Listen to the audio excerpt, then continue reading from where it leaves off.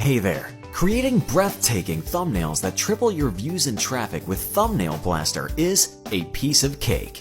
For this example, I will go with this video. All you have to do is click on Next, and as you can see, the artificial intelligence algorithm analyzed our video and suggested us these 3 thumbnail templates. In this case, I will go with this thumbnail. It looks great. Click on Load Template, and that's it. Thumbnail Blaster extracted our title, downloaded the original thumbnail, and customized the whole template for us.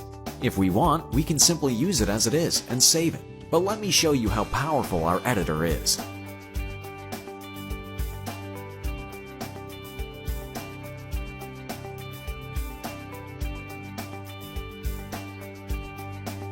That's it! The thumbnail looks stunning.